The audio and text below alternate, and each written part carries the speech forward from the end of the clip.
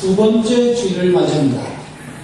제 내 앞에 벌써 우리 초가, 대림판 초가 두 번째 초가 이렇게 켜져 있죠.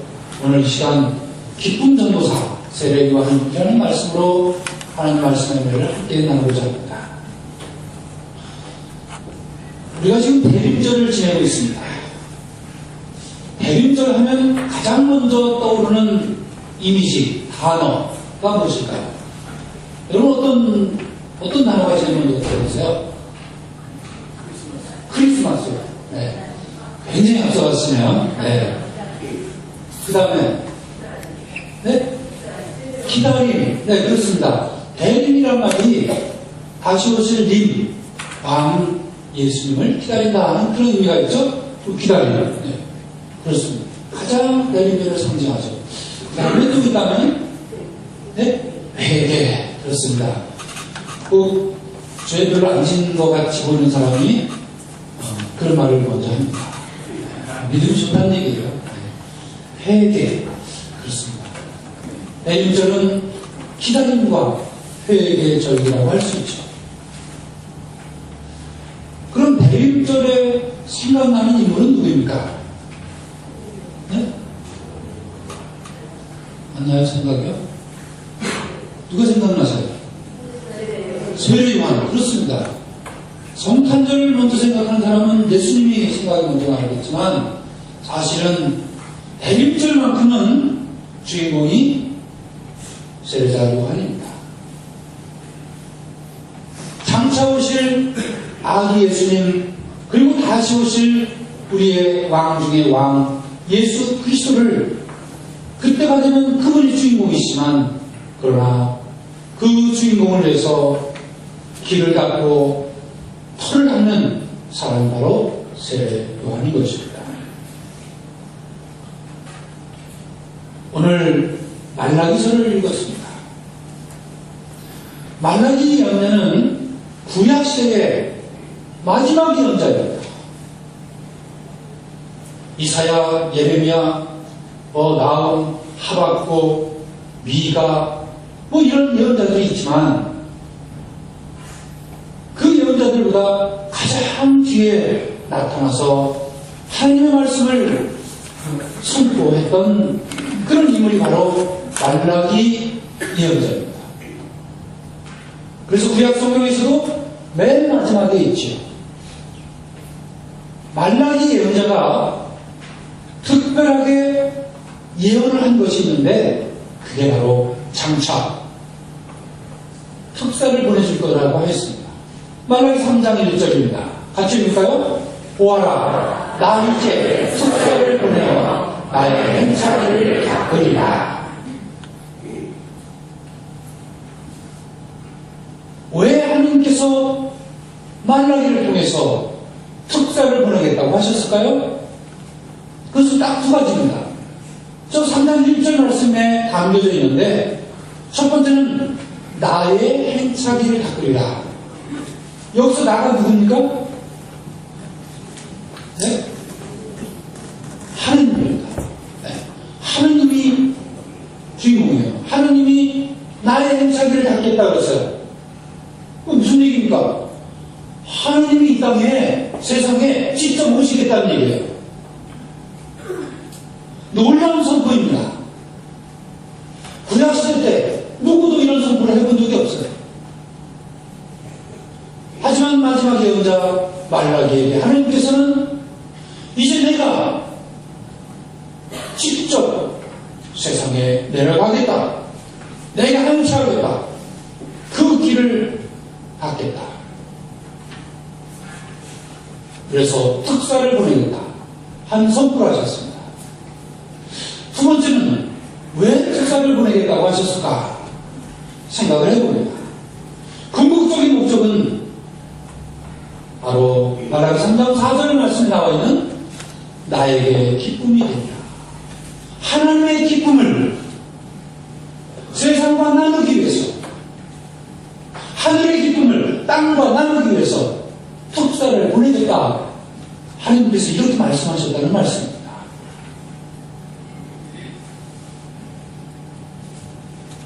그런데요, 특사, 지금으로 말하면 대사. 여러분, 대사하는 거, 특사하는 거 쉬운 일이 아닙니다. 물론 지금은 미국 대사, 일본 대사, 중국 대사 굉장히 높은 직책이고 또 어깨에다 힘주고 다니고 아주 특별한 권위를 가지고 힘을 주지만 그건 세상의 특사고요. 하나님의 특사는 다릅니다. 하나님의 특사는 고생 바가지 하는 그런 직책이에요. 그래서 말라기 선지자에게 주신 말씀은 그랬어요. 특사는 대장간의 불길 같아서 또 하나는 빨래터의 잿물 같아서 이렇게 말씀하고 있죠. 여러분, 대장간의 불길 얼마나 엄청납니까? 단련을 받아야 되는 거예요. 그만큼. 그래야지 은과 금이 맑고 순은이 될 수 있다고 말씀하셨죠. 빨래터의 잿물 같다. 요즘은 빨래터도 없고 빨래터까지 가서 또 잿물로 사용하는 사람도 없습니다. 하지만 예전에는 빨래터에 가서 양잿물 없이는 지저분해진 옷을 깨끗하게 할 방법이 없었습니다. 잿물도 불길도 이것이 바로 특사의 역할입니다. 소임입니다. 자기 투신하는 거죠. 예수님께서 십자가에 달리셨던 것처럼 자기를 온전히 바쳐서 하나님의 행차기를 닦는 역할을 할 터인데 그래서 보내준 사람이 누구라고요? 세례자 요한인 것입니다. 물론 말라기에는 세례 요한이라고 하는 이름이 없어요.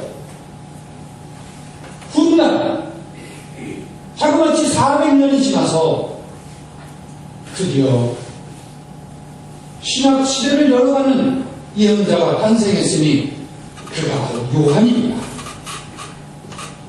많은 사람들에게 세례를 베풀었다고 해서 그에게 붙여진 명칭이 바로 세례자 요한이죠. 그는 말라기 예언자가 예언했던 특사를 보내리라 400년 만에 나타난 특사 바로 세례자 요한인 것입니다. 그는 광야에서 외쳤습니다. 그리고 광야를 흐르는 요르단강에서 사람들에게 세례를 베풀었죠. 여러분, 세례자 요한의 이미지는 어떻습니까? 우리들에게 세례자 요한의 이미지는 어떻게 바뀌어 있을까요? 좀 거친 이미지죠. 일단은 사는데도 집도 절도 없이 그야말로 광야에서 살았고요. 짐승 가죽을 뒤집어 쓰고 살았으며 가죽띠를 들고 속편 들에서 나는 꿀을 먹고 살았습니다. 그리고 기도하고 절제하고 이런 것이 그의 이미지입니다. 굉장히 거친 이미지죠. 사나운 이미지, 엄숙한 이미지. 하지만 특사에게 주는 기쁨, 특사의 권리, 특사가 해결해야 될 문제, 바로 하나님의 기쁨을 나누는 중요한 역할을 하는 사람이 바로 세례자 요한입니다. 그러기에 세례자 요한을 기쁨 전도사라고 할 수 있어요. 얄팍한 기쁨이 아니라 하늘이 내려주는 하나님께서 주시는 참 기쁨을 나누기 위해서 그 전도자로 왔던 사람이 바로 세례자 요한입니다.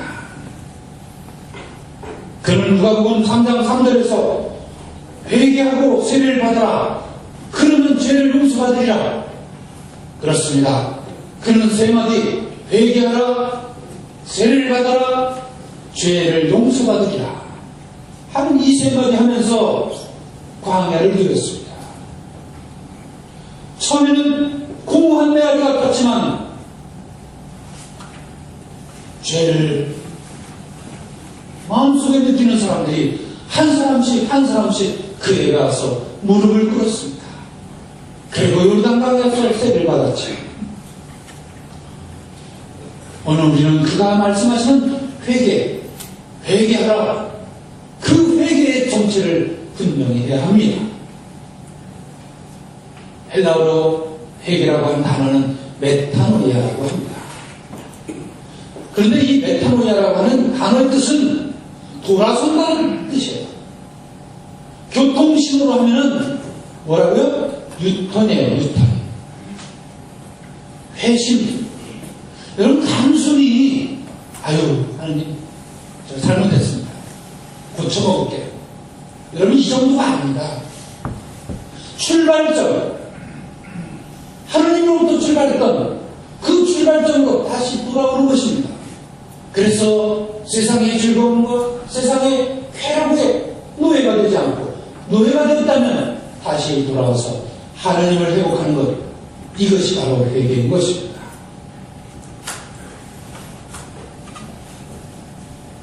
이럴 때 우리가 경험할 수 있는 것은 바로 애벌레와 나비의 삶입니다. 여러분, 애벌레와 나비 한번 보십시오. 애벌레와 나비는 얼핏 보기에는 전혀 다른 존재인 것 같습니다. 그러나 결코 다른 존재가 아닙니다. 애벌레가 나비가 될 수 있습니다. 아니, 애벌레만이 나비가 될 수 있어요. 돌이 나비가 될 수 없습니다. 흙이 나비가 될 수 없습니다. 애벌레가 나비가 되는 거예요. 그런데 애벌레와 나비의 삶은 천양지차입니다. 땅바닥을 기어다니는 애벌레, 그에게 조그만 돌덩어리는요 걸림돌입니다. 문제. 졸졸졸 흐르는 시냇을 건너갈 수 없는 정말 걸림돌이고 문제거리입니다. 산 넘을 수가 없어요. 이것이 애벌레의 삶이에요. 그러나 애벌레가 거듭나면 나비가 됩니다. 나비는 애벌레가 안고 있는 문제를 문제로 여기지 않습니다. 자그마한 돌덩어리,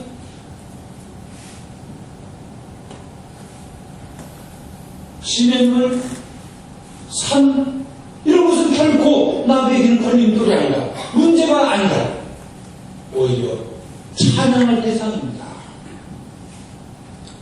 꽃을 찾아서 날아다닙니다.